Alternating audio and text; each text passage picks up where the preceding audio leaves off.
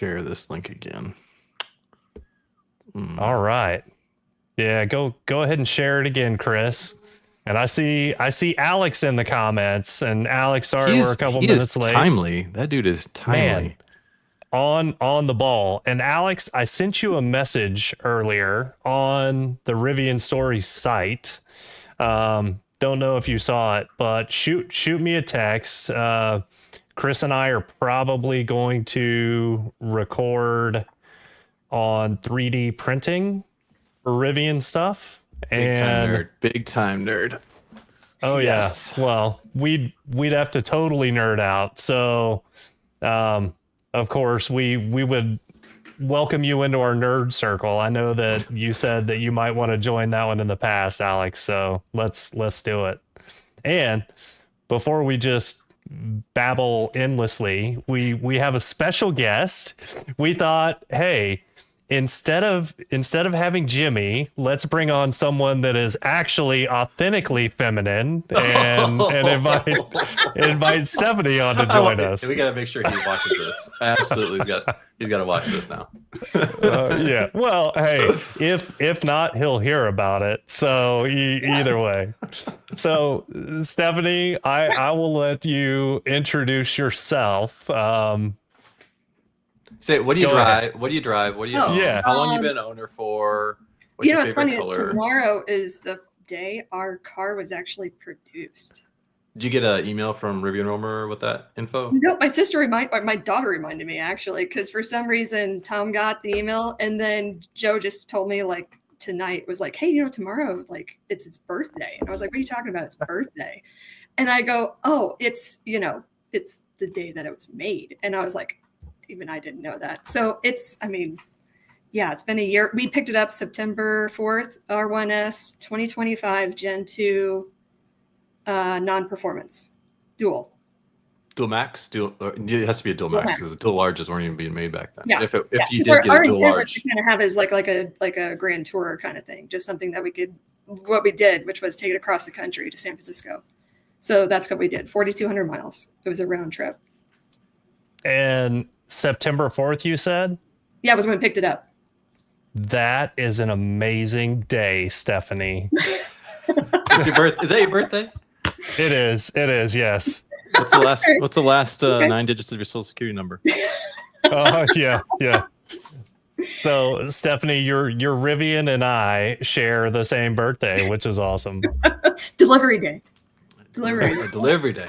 Yeah. You see, if you join Rivian Romer, Rivian Romer will tell you actually when it was made, which is very sometimes very disappointing, and sometimes it's good. It's okay. Like you're like, okay, they made it. You probably made your truck in like June, and it just that's possible. It is really possible. It was a weird scenario because we were thinking about buying it before Gen 2 was announced, and it just kind of turned out that we were talking to our guide, and the guy was kind of talking to us about, hey, you might want to hold off. He never said like what to hold off for until we saw the announcement. And then we're like, oh, okay, now let's order.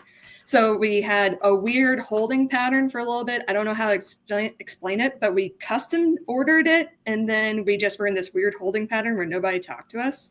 And then we just kind of kept an eye on the gear shop. And then what we ordered was on the gear shop. So then we just ordered the gear shop.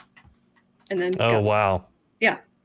It was just kind of like, I don't know if it was, calculated or if it was just something that happened, but yeah, that's how we picked up our car. So September 4th. Wow. And so when did you take this 4,200 mile road trip? Late August for 2 weeks. Okay. And then I bailed ship in like San Francisco and flew home with my son. Oh. And so Tom took it all the way back on I-40. So I would get these little updates from Tom as he's going through I-40. Yeah. It's a lot of charging stops, that's for sure. It was a lot of charging stops, and only one ran. Not surprised. Maybe it was a cheaper trip if you didn't stop the ran. And you know what? Well, and the only reason why we did that was because it was the only one that was available in town. Yeah. I mean, the only reason I'll ever stop at Ran from now on is if it's somehow miraculously cheaper than the Tesla. And on the R1T, I've got free charging, so like I would only do, like I went to Michigan, I stopped only at Ran because it's free. But like when I take the R1S that doesn't have it, I didn't avoid RAN for the most part. So yeah, wow. It's just, I mean, the cost benefit's not there. Mm-hmm. I mean, it was more. I mean, even if we got Tesla membership, which we did, I mean, let's calculate that out of the way. It was still above and beyond more. So like, why bother? So we just did everything else. How many spaces did you stop at too? You on a space tour? That didn't come out right. There was 3. Okay, so what I was, as you talked about in an earlier episode, like, I was contacting people to do like a shirt exchange or a swap, and I got you and somebody else to do it. And so the other person was super easy because it was just San Francisco. I picked up the shirt in San Francisco. That wasn't a problem. Denver, Walnut Creek, and San Francisco, those were the problems. So like doing all 3 together and then trying to figure out sizing. And sometimes there was more, like Denver had Colorado with it. So I was trying to figure that out. So then that's when we started like texting each other, because I'm like, oh my God, like I was taking pictures of what they had with the pins and everything else. And yeah, so Denver was kind of weird because like you walk in, very nice layout, no quad. That was the thing that kind of stuck out in my mind. And they didn't have a quad demo because I wanted to do a demo. Yeah. It was my birthday, like earlier. And I thought, well, why don't I do like an experience and do a demo drive, because Kansas City, Olathe Service Center is great. They just don't have that. I mean, there's a lot of spots in the country that don't have it. In fact, San Francisco only had half of their spots with a demo for a quad. So I took what I could get. I couldn't get Denver. The day that we went to San Francisco, we did the maintenance on the car because it hit our mileage. So it flagged us for the 12-volt replacement. It also, we wanted the tire rotation, and then we also did the multi-point just to check everything before we had to return. Like on your road trip, you got the maintenance done. I got the maintenance done. Well, we called 2 months in advance. Okay, that makes more sense. Well, the availability in San Francisco is kind of hard. So that was the other thing. We kind of tried to hit everything without, kind of missing anything. So what we did was we did Walnut Creek with the demo for the quad, and that was a problem. Sorry. The comment. Yeah, the comment. I was looking at the comments, and number one, I had to figure out how to put one on the screen, but yeah. So yeah, and as everyone has noticed, yeah, Jimmy is not here. Alex understands why. And so, yeah, I'm trying to run the show tonight, and it's my first time ever doing that. So bear with me. You're doing all right. By the way, the San Francisco, she went to the San Francisco space. If any of you can make it to that one, they have a burgundy shirt that's freaking awesome. And it was they had that in gray. Oh, really? It is awesome. They had that in gray. If someone goes to that every single space you had to like walk to, you had to talk to a person that worked there, and they only had one shirt of each laying out. So you had to say like, I wanted this size and this color, and then they go back and get it. Yeah, that's if someone goes at San Francisco space, send me a message. I want another one of those San Francisco burgundy ones. It's like my favorite one. Like it feels softer than the rest. Maybe I'm crazy. And then it's a blend. The color is good. It's a blend. It's nice. Wait a second. And the other thing was that was the one that everybody wanted. My family, my husband, my father-in-law, because they're all from the Bay Area. And then like you wanted one, and I worked out something with Travis. And Travis is on. He's commenting on there. Oh, he is. Oh, hey. that was the thing. It was like it was really easy to work with him because it was just like, shipping one shirt. That's not a problem. But with this, it was more like every time I hit a space, I was like, okay, there's these sizes, these shirts available. Like, and half of the time I couldn't get the size. Ooh. That was the other thing. Yeah. I mean, think about it. I would call in advance. I would, how like they text you before a demo drive. Well, I asked them before I even did the demo drive, hey, can I get these shirts to get ahead of it? And they're like, no, because Walnut Creek doesn't have Walnut Creek. But they did have San Francisco and San Jose, but they didn't when I went. So then I was like, and they were wearing the shirts too. They were wearing San Francisco shirts, but I couldn't. So I was texting you the whole time going like, what is going on? Like, is this like how they are? Because this is the first time I've ever hit any of them. So yeah, it was generally across the board. You had to ask them for it. You had to tell them the size. They would say they have it. Then they would come back and go, well, actually, we have these. So is that okay? And they won't let you buy them on the phone. I called them, couldn't buy them on the phone, couldn't ship them. Like I tried every avenue to do something. It was just like, you have to be there, you have to pick it up, and they have to have it. It's so people don't know, it's like the shirt that says like, has like a little Rivian logo on the back. It says adventurous forever. Keeps whatever city adventurous or state apparently now adventurous forever. Yeah. I started collecting them like, I don't know, a year ago, and then I got all sorts of people send them to me, and I pay some people. Like I try to pay everybody. I'm like, hey, what do I owe you? And sometimes they say just take it. I'm like, hell yeah, thank you. And then sometimes it's like I'll send them money. It's whatever it is. Like I'm honestly saying, what do I owe you? And so I have a lot of them now. And so she's the first one that wanted to do exchange. And so when I went to Normal a month ago, they had the gear shop in person, like an IRL gear shop with like Keep Normal Adventures Forever. And you can only get those shirts if you do delivery there, really, because that's the only place they have a merch sales spot. And so I bought up all the Normal shirts. I bought that shirt she's wearing is the ones that they like, if you bought enough stuff, no, you just had to buy one thing. You had to buy one thing and they gave you a free shirt. And so like my guys that were with me were just giving me such a hard time, because I went back to the gear shop 3 or 4 times and bought one thing every time. They gave me the shit. So I got like a shirt, I got a sweatshirt, I got like whatever was in the free section. Every time I went back, I bought more stuff, and I bought way too much stuff. Yeah. And so and you sent it to me before I even left on vacation. It came the last day before I left.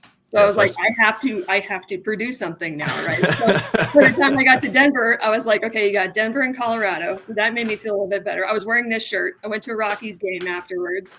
There was a guy that was working the stadium, and we were walking down to our seat. You know how they check your tickets before you go down? Well, I was talking to him, and he goes, I'm from Normal. He's like, where'd you get the shirt? And I was like, Rivian, right? And so I started talking about Rivian. Then he started telling me about all the other businesses that are in town, everything else. Well, every time I walked through, he would never check my ticket anymore because I had the shirt. And so then Tom heard about this, and he goes up, because with small kids, you have to go to the bathroom all the time.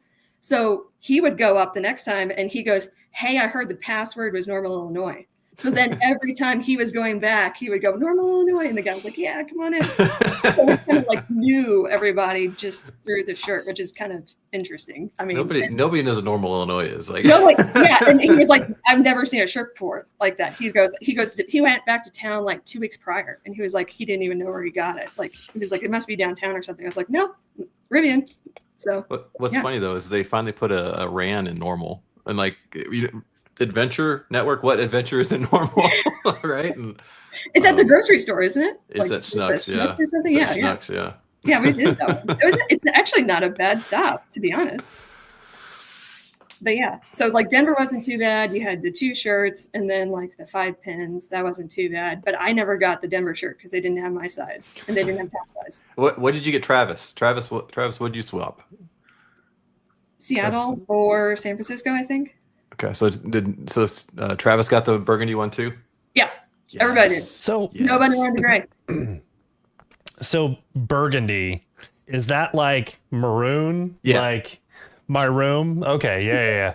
So I do not have a burgundy or maroon Rivian shirt. So people need to let me know where I can get one.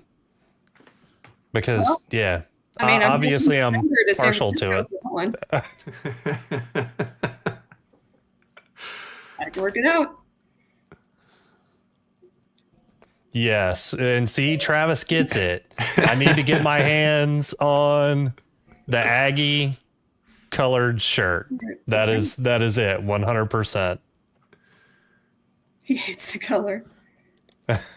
Oh yeah. Well, sometimes, Stephanie, I don't know if you've been on the live stream with us before. Sometimes the comments are probably the best part. I mean, when there's a bunch of people on, and I guess maybe the later it gets at night or something, the comments can be they get bolder. Absolutely hilarious. So usually Skylar has like 10 drinks, and then he's like, the real Skylar comes out. Well, hey, the jokes get worse and worse, that's for sure. But so we just recorded a session on Tosh and the car pod and all the stuff that's coming. We should probably talk about that stuff, like continuation, because we didn't get to talk about like beyond this year really. yeah, well, so I'm curious. I mean, if the people that are on listening to us, I bet most of them have probably seen both of those. They were just both like an hour long, like, and I put them on the background like while I'm working. Like I can't really watch, like I just sit there and watch it. But like most people, there's some people do shit. There's people that watch them in their cars. I'm like, well, how do you have an hour to watch? Or like they watch the out of spec. Like, sorry, Kyle, he knows it's long, but out of spec podcast or like review of a product, and it's like 2 hours long in the car. Or we'll watch some of those races and stuff, and like I just don't have 2 hours to sit and watch it. Give me the cliff notes. Give me the AI shortened version or something. I don't know. You know what though? So Kyle's audience, a lot of them do want to know the nitty-gritty details. And I was hanging out with him one night and he was joking around, but he was also serious. And he said, I literally think that people turn them on late at night and go to sleep. He was like, so for real, but like YouTube average viewing duration is a thing, and people actually stick around for his videos. And he was like, I'm convinced that a lot of people go to sleep watching my videos, which I've done that with YouTube stuff before. You know, you're tired, you put something on, and yeah. Anyway. I just picked where's 1.25. Yeah. But yeah, well, so let's talk about R3X, because that thing's been in the news a little bit lately. The one that really got me excited that I found this week was I was searching for job posts on Rivian site, and I found a mention of steer-by-wire and rear steering. What do you guys think about that? Obviously, it's like I'll say also, it's obviously too late to roll steer-by-wire or rear steer into R2. But I'll start with that because like they're literally hiring somebody to make that feature. It's like called out, like we need somebody to do this. And so there's really, in reality, not too many options to where to put those two features. It's good for us. So I have strong feelings about one of those.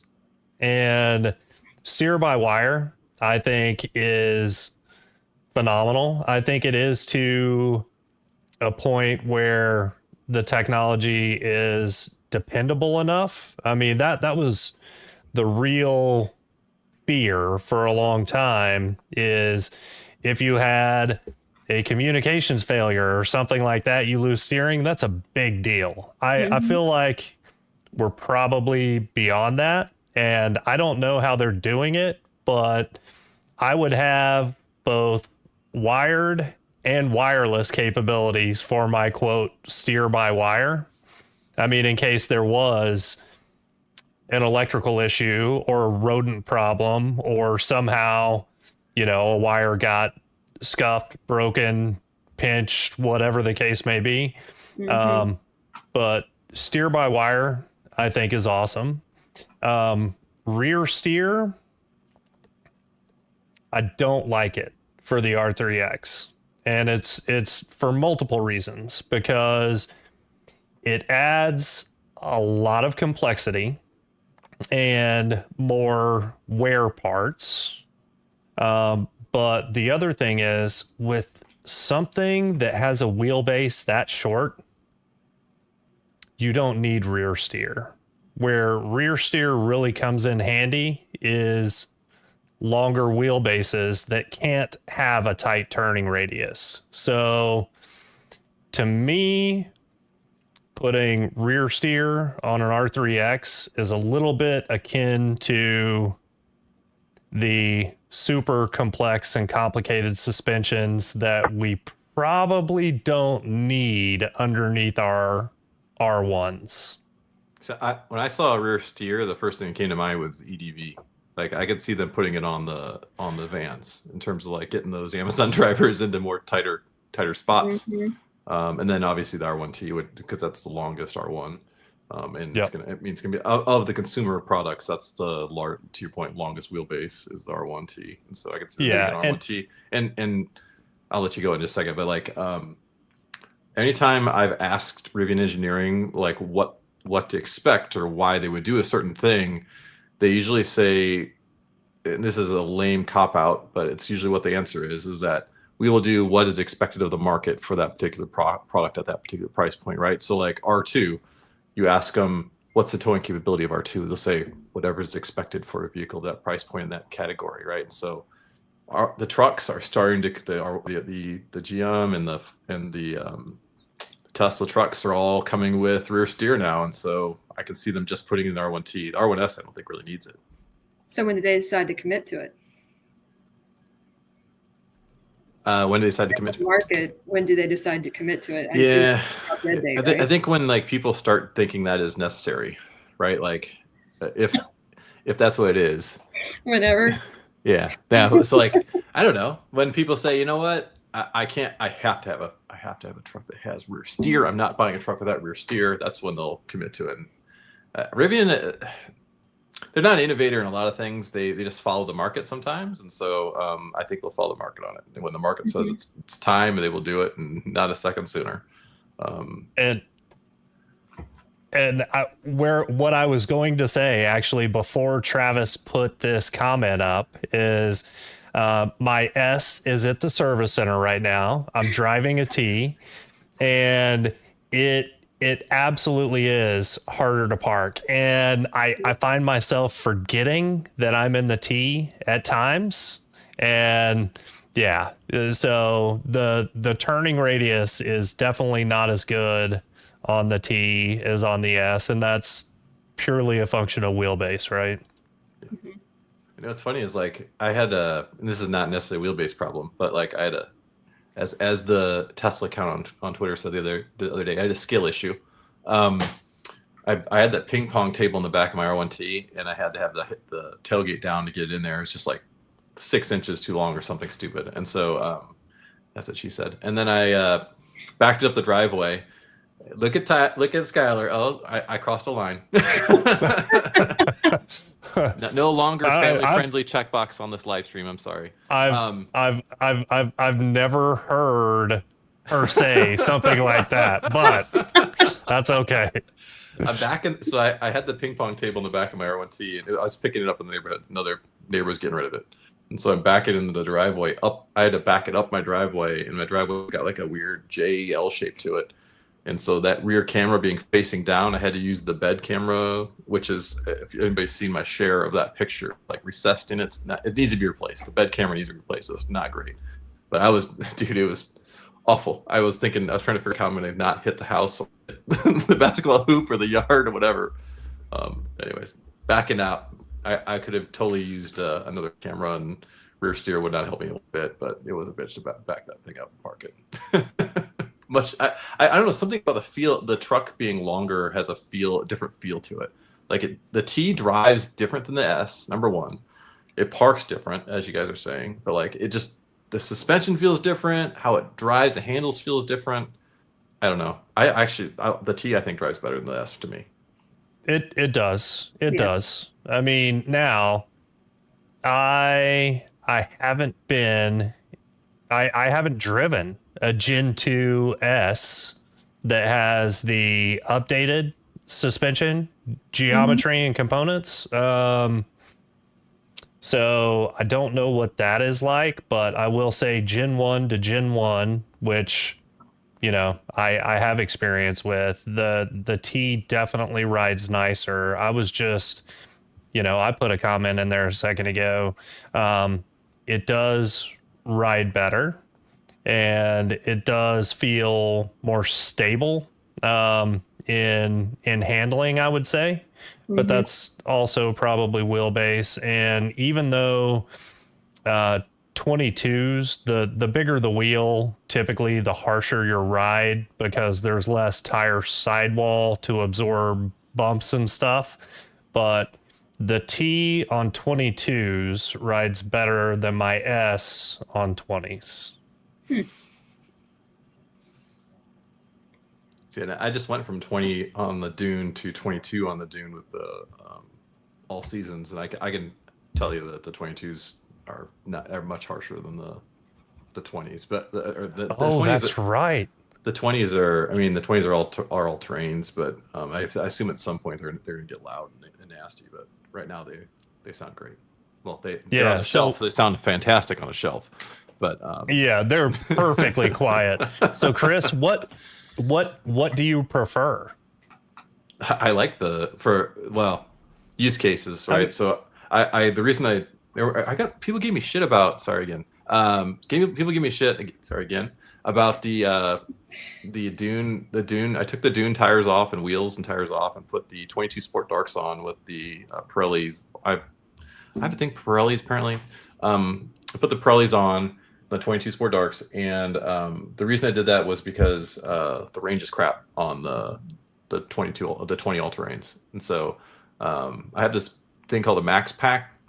It actually is a large battery, larger battery than the large, and I was getting like the same range as my Gen 1 with the 21s on it, and so I did not like that. And so after I did that off-road trip up in Michigan, I immediately switched over to the 22 Sport Darks, and then my range went to a much higher range than my Gen 1 for once. So it was a personal thing. I wanted actual range. I wanted to be able to take on road trips and not have to stop quite as often. I know it's stupid because I'm going to stop probably the same number of times, but in my head I'm not. So I mean, we did all terrains. It was fine. Yeah. I mean, it's pretty negligible after a while. I mean, you just get used to it. Yeah, and I don't know. I won't. Also, it gives me an opportunity to I will have a set of tires for the summer, and I drive I like to do launches and stuff, and I don't want to do that in my all-terrain tires. I don't know.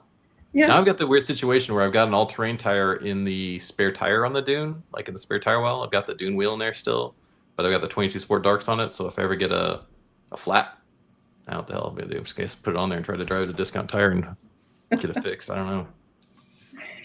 Yeah, tire problems. We had a whole episode on that. It's not tire problems if you have too many, Chris. So, well, now I'm do I try to find a fifth 22 Sport Dark, and then do I buy another freaking Pirelli and put it on there, even though I hate the Pirellis? I don't know, because I so I can do the 5 tire rotation thing, and I don't know. He's got the points for it. I do have the points. I could buy it using points, but they won't sell to me. That's a gripe. Mm-hmm. It's like $1,200 or something like that to get a tire from Rivian. Yeah, I mean, I think even if I wanted a more street or performance tire with better efficiency, I would still go with 20-inch wheels and go with a little bit smaller tire. It crossed my mind. It totally crossed my mind to get another set of. I would love to have the 20 Darks and put all seasons on those, like Michelin all seasons on those, and have. Yep. And then I keep the dune with all terrains for winter. So what I was thinking. Yeah. But. So the other thing that we didn't mention between T and S is the T is actually a little bit more efficient than the S also, which is crazy. And we've known that for a while. We've talked about it before, but between my current loaner being a T and being on the 22s, it does show longer range. Yep. So, I mean, significantly, actually. Yeah, my truck went from 330 miles to 350 miles or something like that with between all seasons and 22s and the all-terrain 20s. It was substantial, 20% range boost or something crazy. Mm-hmm. Yeah. Does the math work out? I don't know what the math is. 10%? I don't know. Yeah. Go ahead and roast me in the comments. Yeah. I don't give a shit. No, it's about. I think it's about 10% more. Okay. So, Manny, do you have the regular Defender LTX? You don't have the Platinums. I have the Platinums, but you have the other, the regular Defender LTX, right?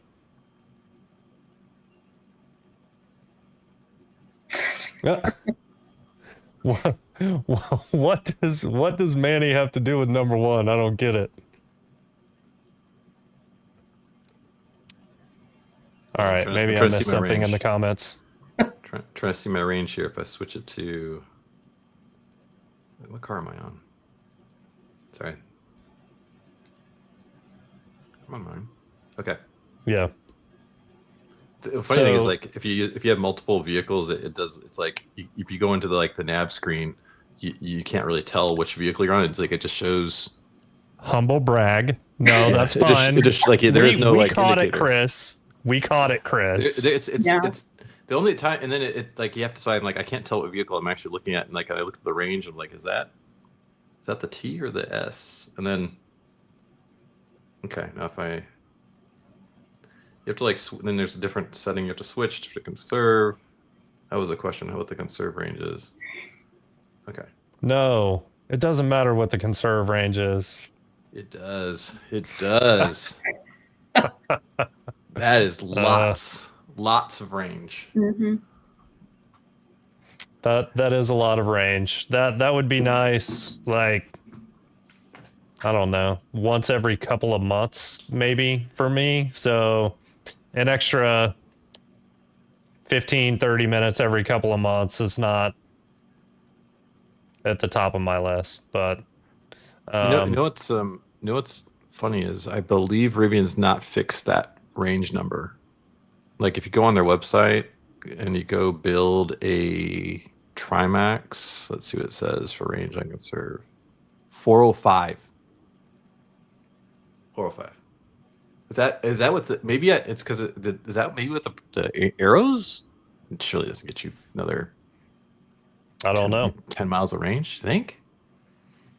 Like you clearly saw it said 395, right? And then like on the website for R1T Tri, it says 405. That's been bothering me for like 6 months. And I don't know why that is. Anybody know why that is? Why does it show 405 in conserve mode for R1T Tri? I don't know. So, Chris, I do have a question for you that's kind of related, but I remember you were looking at the efficiency that your trip meter was showing, and didn't Rivian acknowledge a bug that the efficiency in the trip meter was not correct? I mean, is that right? All right, now you're going to really piss me off. Oh. I freaking pointed that out. I'm like, I said something along the math isn't right here, and then everyone's like, oh, you just got to reset this and blah blah. I'm like, something's not right. Like there's something like it's telling me I put the 22s on and I got worse range according to the triple meter, and I'm like, something's not mathing. It's like I'm bad at math, but it is not right.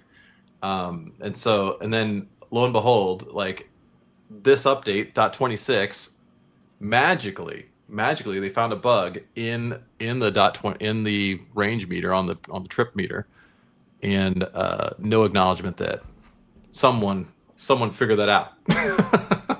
So I'm salty about it. Everyone else gets called out, but the one thing I do find that I'm like, this is not right, and I don't get called out. I'm salty. Well, they call out people they like, Chris. I know, that's what it is. No. I'm sending RJ an email. I'm sending RJ an email right now. It's still time. People still haven't got the update yet. There's people still getting it right now. Did you get it yet? You guys didn't get the update yet? Nope. No? Skylar? Nope. I'm Connect minus, remember? You're on peasant .2022. So Chris, we do still low blow. Come on now. we do still need to get to the bottom of that. If we ever get RJ on, we are going to ask why he no longer follows you on Twitter. I've had I should have asked him like a month ago, and I was like, I blew my opportunity. I was like, I totally forgot. I was gonna ask him as a joke, and then and now I have to do it on the camera. I know the answer. I know the answer, but it is what it is. Well, when I was hoping to see him at South by Southwest earlier this year, I was ready to do it, dude. I had the cameras. I have the little wireless mics, and I bought the like microphone, like handheld microphone, like the same mics that you can clip onto yourself, but there's like a little holder for it. Oh, wow. And I was totally gonna interview RJ, and that was gonna be one of the first questions. How about this? If anybody on camera asks him why he unfollowed me on Twitter and gets him to answer any answer, like if he just says no comment, if he just smiles and walks away, at least acknowledging that he heard the question, I will give you any space shirt I can get my hands on, and I'll send it to you. How about that? I will. It'll be worth the laughs alone. I want to know.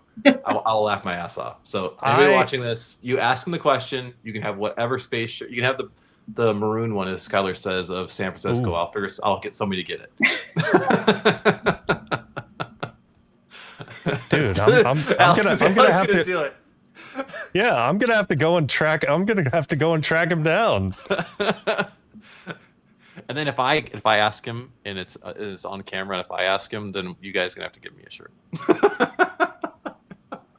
Because I'm definitely not gonna be allowed to ask him a second question.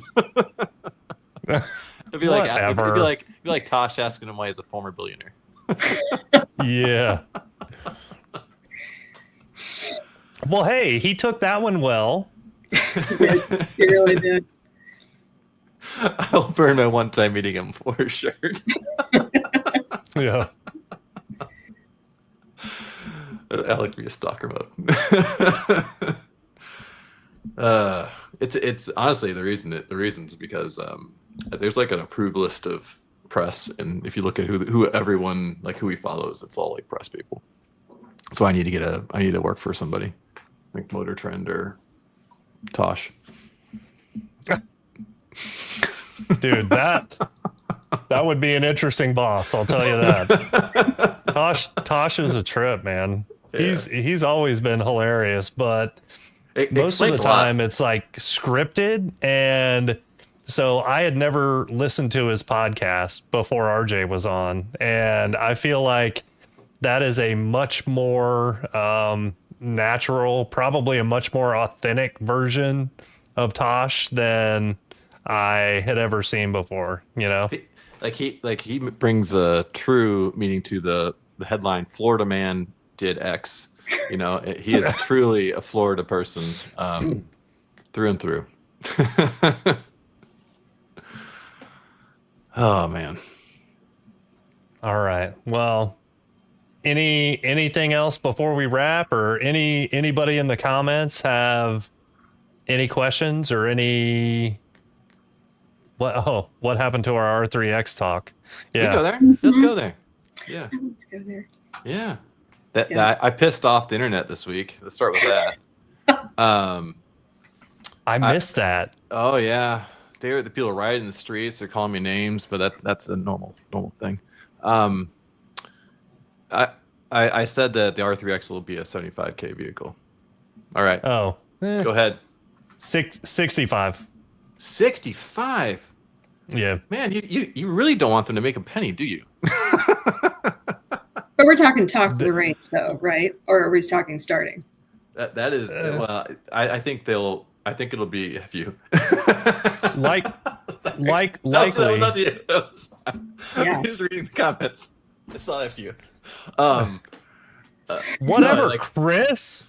No. Anyway, I think the R3X at 75K is the launch edition. Mm-hmm. That's what I'm talking. I don't think R3X will hit 75K. Absolutely, I every don't. penny of it. I don't. And every penny. Steer by wire. They're gonna. I mean, that's the I car. think- They don't. The options that they keep throwing out, even with quad, like there's Okay. just so many tiers. Here's the math. Here's the math, right? So what they say it's going to be cheaper than R2 starting, right? So starting R2 is 45. So let's just. Some people are like it'll be 35. Let's just play it conservative and say it's 40 for R3 starting price. And the starting price, what we know is a smaller LFP pack, rear-wheel drive. Okay. So now we've got a battery upgrade and we have 2 motor upgrade, right? We're not going from 1 motor. We're going past the dual. We're going to tri-motor.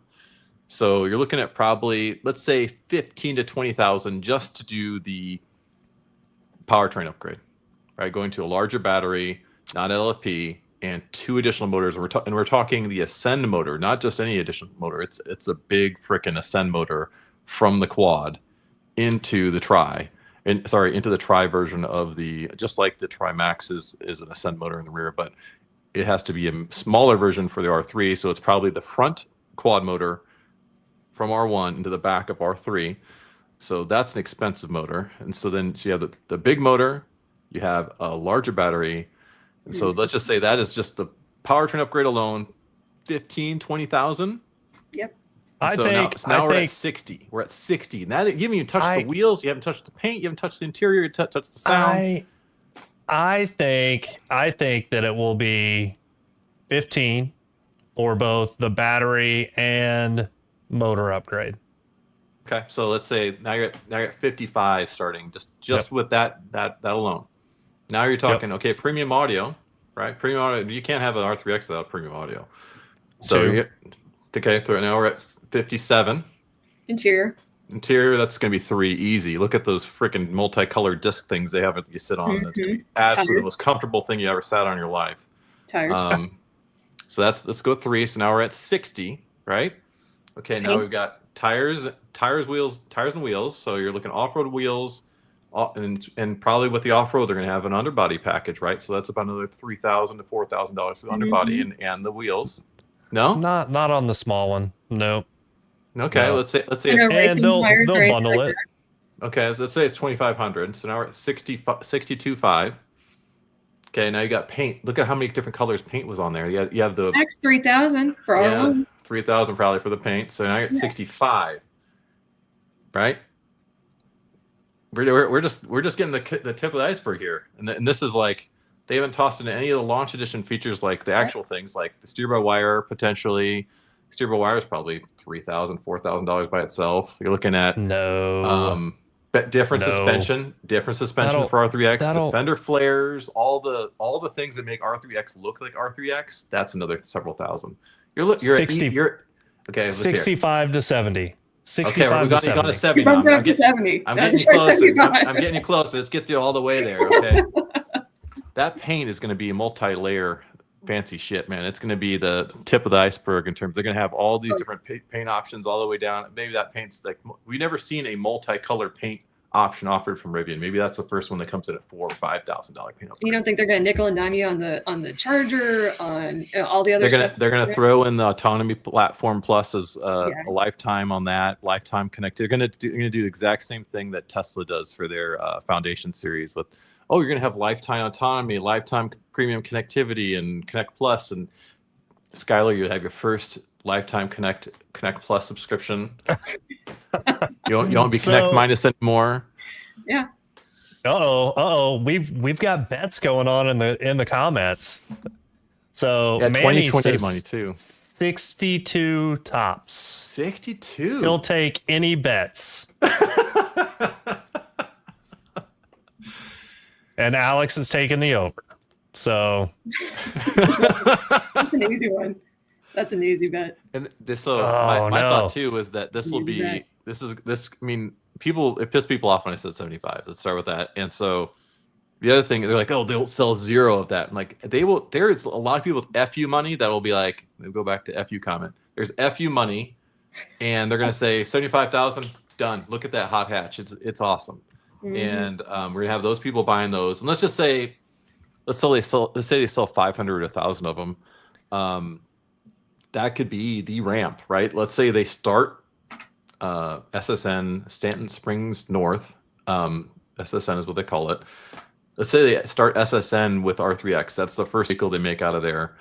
That's the way it reads if you look at the job descriptions. And then they make 500, 1,000 of them as they ramp that plan up, and then be like, oh, you know what? We know how to make an R3X. We can just make an R3. That's just a lesser version of this, right? And so they could use it as a launch edition or a stepping stone into R3 and make R3 come out right after, like immediately after they run through a production run of R3X is my thought. And so they don't have to sell hundreds of thousands of R3X. They just have to use that to launch that particular platform, that particular vehicle, or that family of vehicles, and establish itself. It's eye candy, right? It's absolutely eye candy. Kind of like how the quad is designed to be eye candy for R1. R3X will be eye candy for R3, and I think they'll sell everyone. They'll make 1,000 of them or something. They'll sell everyone they make, and then they'll all of a sudden we have this cheaper version that's dual motor. It's only $60,000 or $55,000, whatever Skylar said was the price point of the R3X. R3X too. That's the other thing. There's actual valued R3X versus the quad. Yes, yeah. I mean, there's the thing. So as I mentioned earlier, you put a Ascend motor in there, and let's say the weight of it's 2/3. Let's say it's 4,000 pounds versus 7,000 pounds on a R1. Mm-hmm. It's going to go 0 to Mach Jesus in 2.5 seconds, and you're gonna shit yourself. It's gonna be going so fast. Can't wait. Can't wait. Yeah. Well, man, hey, it's like 2/3. It's gonna be 2/3 the weight. It's gonna, and they have that like they're gonna be fighting physics. Even that might even explain the seat color in the where the brown prototype. Pants. Yeah, where the brown pants. Yeah. The brown pants may do a launch. It's gonna be quick. It's gonna be so quick. They're gonna be fighting. They're gonna be fighting physics, and how do they lay that much power down in that little of a vehicle? Yeah, no, and Zorg is saying, and I don't know, maybe you guys are bringing me around a little bit. I still think 65. No way in hell. That's just gut feel, but Zorg is saying, what about the Porsche Macan, right? And yeah. This thing's gonna be faster than the Model 3 Performance, and it's gonna look amazing. Faster than Model 3 Performance. What's out there like it too? Yeah, I mean that would be their nearest competitor, and but you're gonna pay for it, right? To like if they can actually put that much power to the wheel and get it to actually lay down, you're gonna burn through tires. Let's be honest. They're gonna sell so many of them. It's got weight to it though, right? It does, but not enough weight to. And I don't know. We'll see what actually they can get out of it, but it will be incredibly fun to drive. But I mean, maybe if they started out with a super special edition R3X as $75K, I could see that. But the regular R3X 65 is still what I'm feeling. So that brings up another topic actually, and people also don't want to hear this, is that the X has nothing to do with motors. The X is performance, and it's like a tier, right? So like you could have an R3X be 2 motors. It could be like a dual. They could think of it as like a trim package. Yes, think of it like the dual motor versus dual motor performance, right? Like the dual motor performance could be like the dual motor X. You know what I mean? Like it is the performance tier of the vehicle. And so heck, you could have a real drive be performance tier as well. You could have an R3X that's 1 motor, but they wouldn't actually do that. They would do it 2. They could do an R2 tri motor. They could do an R2X is tri motor. They could do an R2X that's dual motor, and it's just a branding, badging thing. Yeah, but that, to me, that waters it down. I'd have a different way to do trim packages. I think it's more than trim. You look at or I think it should be. You're starting to speak logic, and you're talking to the company that made the quad motor with teal accents and on Gen 2 and yellow accents on Gen 1. That's true, but they had to do something different, right? Oh, Manny wants to talk R1X, so the topic that'll never die. Manny, you want to talk about R1X? Want me to go there?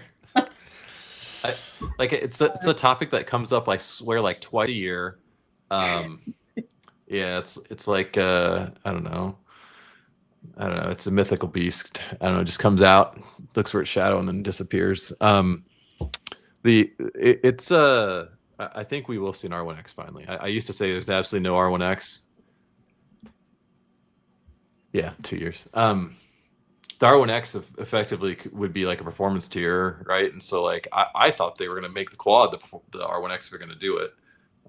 They could do what he's saying, right? Do in 2 years, do the new face and call that the R1X. True.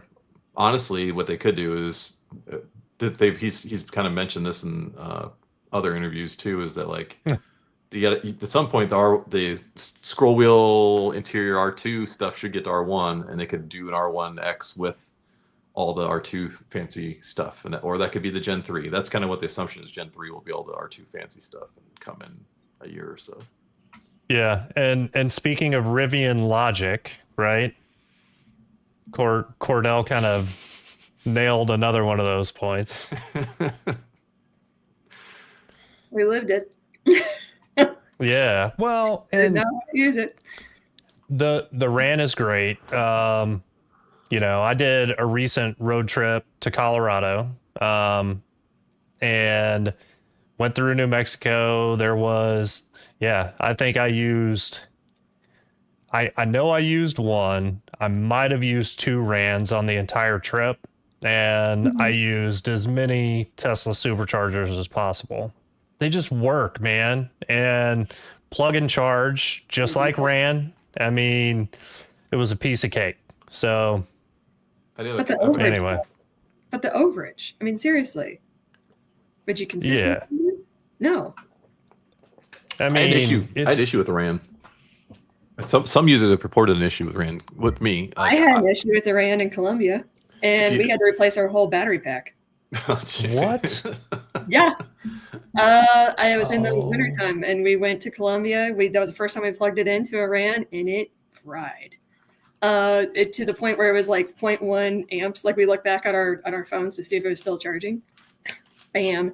And then we called the service line, and the service line did not have the ability to run real-time diagnostics on the car. So then we had to drive to the Mercedes dealership, plug it into their slow charger to see if we could slow charge, which we could.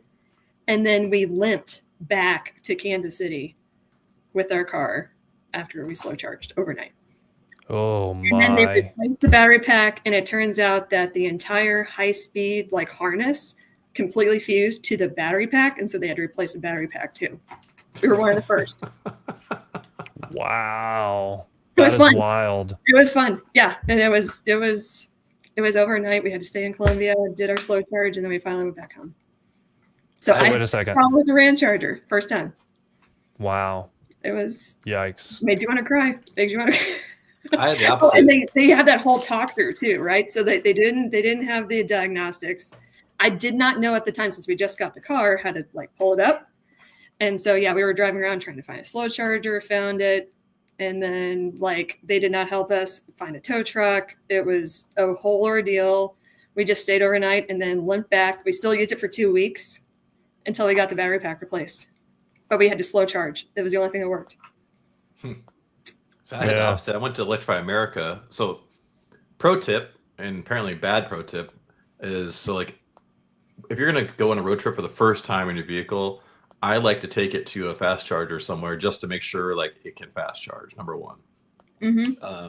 So I had to pick up a kid at an event here locally, and I took the R1S. I picked up my R1S, or had delivered at our house in May. And we had a road trip coming in July or something like that. And so I'm like, shit, I'll stop by Electrify America, because that's CCS. We didn't have Tesla as an option at that point in 2023. And so I'm like, Electrify America, on the way. So I stopped, plugged in Electrify America, ran $3 through it or something just to make sure it would fast charge. And I'm like, yes, it works. And so then I was out, and I went and picked up my kid, and then I went back home and plugged it in, and it threw a red error. I'm like, what the hell is this? This is at home, right? And so I'm plugging in level 2 at home, and it would no longer level 2 charge. And so something happened at that EA station. I know this makes absolutely no sense, but after that EA session, I never could fast slow charge again. which became problematic because I literally it was the next week or two I was going to go on a road trip. I was like, and the nearest service center to me is 2 hours away in Cincinnati. And so I was like, I can't just, it's 4 hours. It's a half a day of work. Heck, it's it's a day off of work, no matter how I look at it, to get my car fixed. And so I was like, I got this road trip. I had it all sent around taking the R1S on this road trip.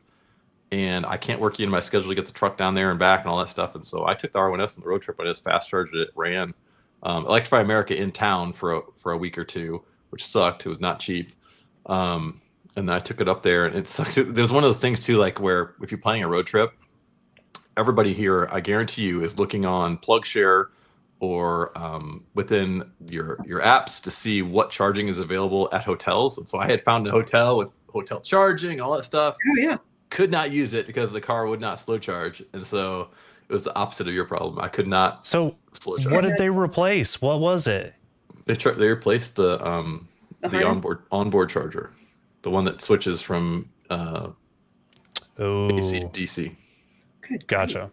Yeah, the onboard charger got fried out, which again makes no sense. Why would the Electrify America burn it out? I have no idea. No.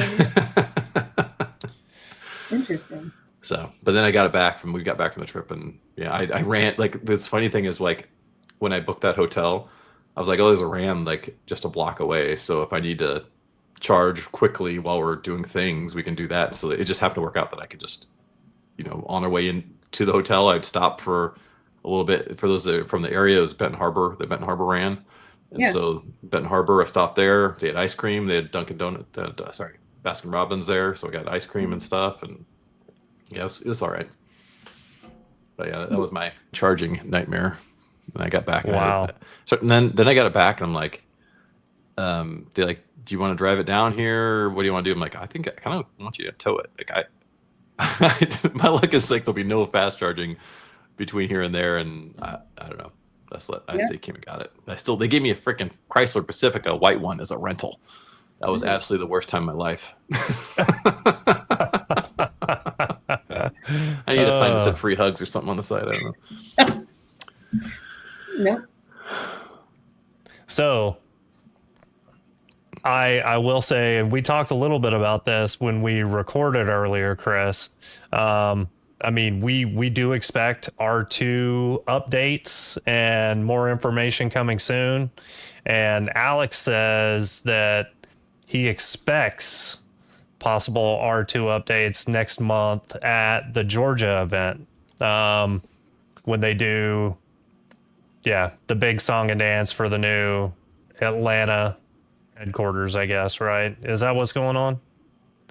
The groundbreaking, I think it's official groundbreaking, even though they've been starting or whatever. I think there's a groundbreaking ceremony or something coming up. Yeah. There's with R2 coming very fast, and it's soon, right? RJ said early 2026 is his wording on it. In one of those last two interviews, they've got to start moving faster with the information. So I would think we're going to start seeing new information trickling out, like Alex is saying. There's some Rivian has some release cycle, right? Like a news release cycle, and I think I figured the R2 release cycle out. I've got R1 figured out, but I haven't got R2 figured out yet. So do you feel like they release stuff after they release the vehicle though? It seems like they're routinely releasing the quad, and then, oh, by the way, we don't have the software and these things, and here's kick turn, and it seems like they don't do anything ahead of time. They always release the thing. We didn't know for months what Gen 2 could do until 2 or 3 months down the road. Yeah, I think a lot of that is they have they just can't get their ducks in a row with either the product or the communications piece of it. Yeah, because I feel, and not that I'm upset about it. It's just more you don't know what you're getting. How do you want the vehicle if you don't know what you're getting? Yeah. It's ready, fire, aim. What's that?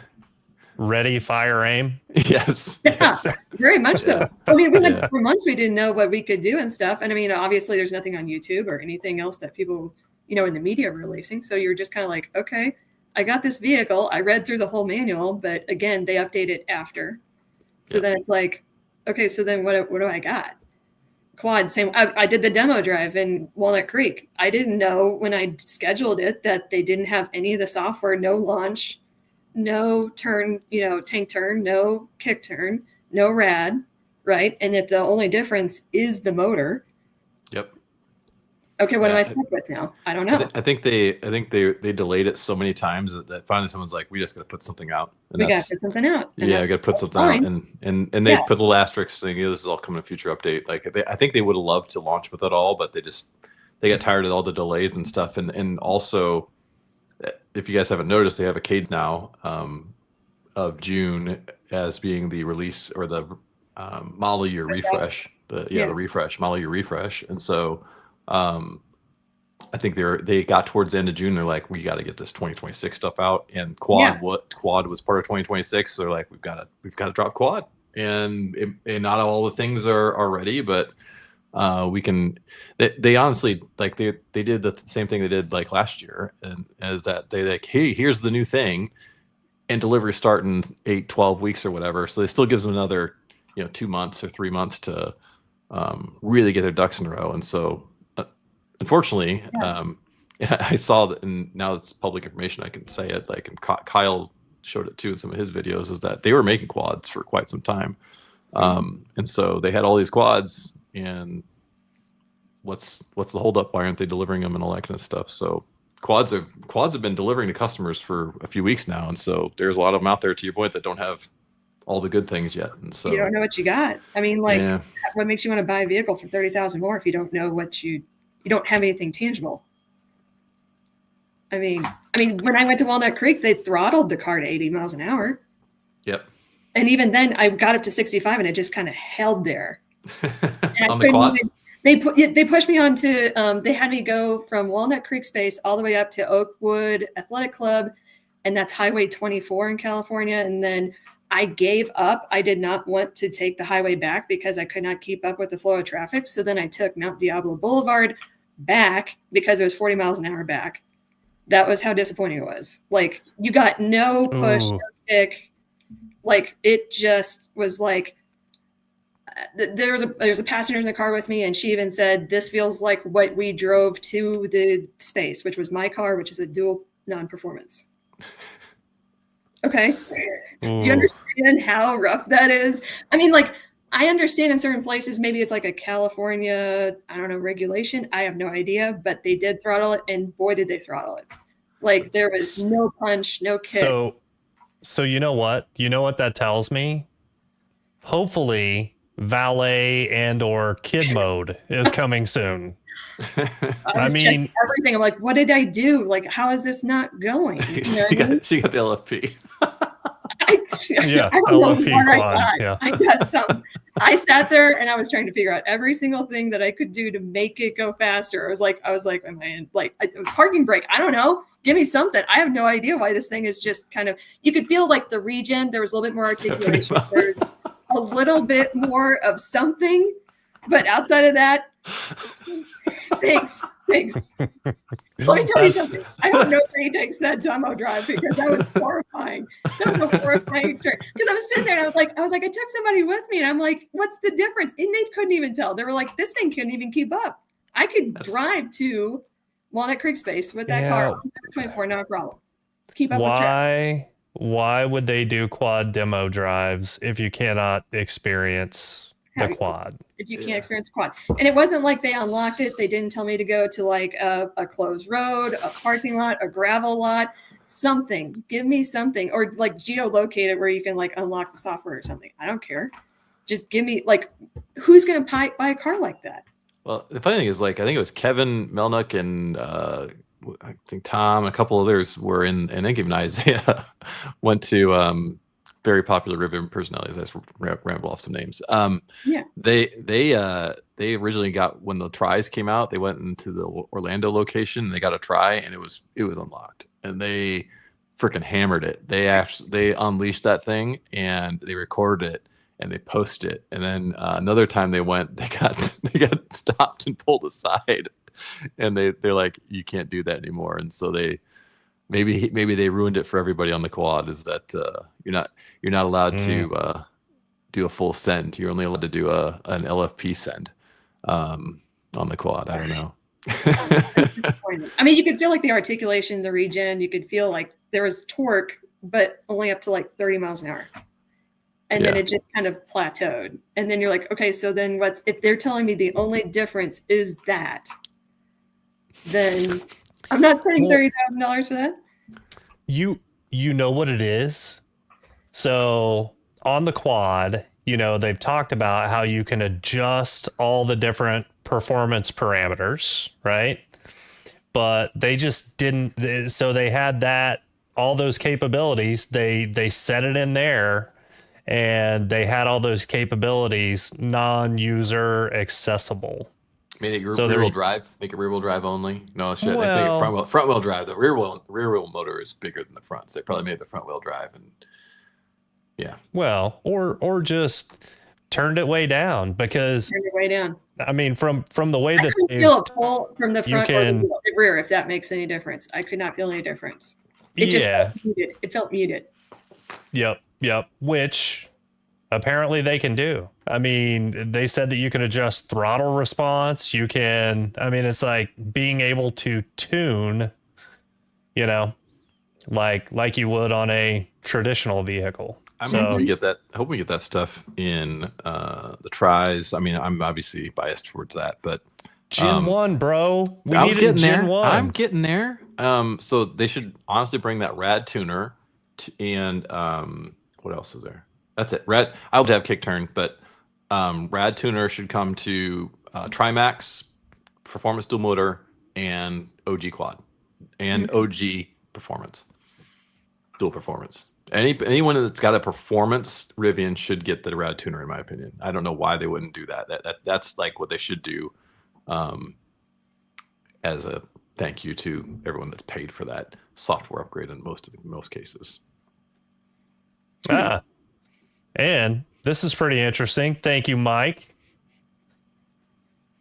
So he talked to Brian Gase about it, and he said, never say never. Now, that's not exactly encouraging, but it's not a no. So maybe. It's a Gen 3. It's coming to Gen 3. Gen 3. Oh, God. Chris. It requires LiDAR. It requires LiDAR. All you people don't have LiDAR, so you're screwed. Whatever.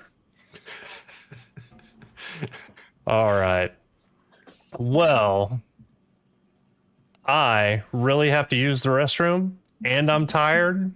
So I think I need to call this one. I mean, have you guys seen me like bobbing up and down, wiggling around over here? I've been doing it for like 30 minutes. I thought you had a Monica Lewinsky. It is time. Lewinsky over there. I don't know. There's a Monica Lewinsky. I don't know. Chris. Well, so Alex, he asked about the After Dark, so I figured it was Alex. To answer your question, yes, we just got there. Yeah. Anyway, jeez. Well, thanks everybody for joining. Stephanie, thank you very much for joining us. You're much better looking than Jimmy, so that was refreshing. And yeah, no, we'll be back. We'll be back again soon.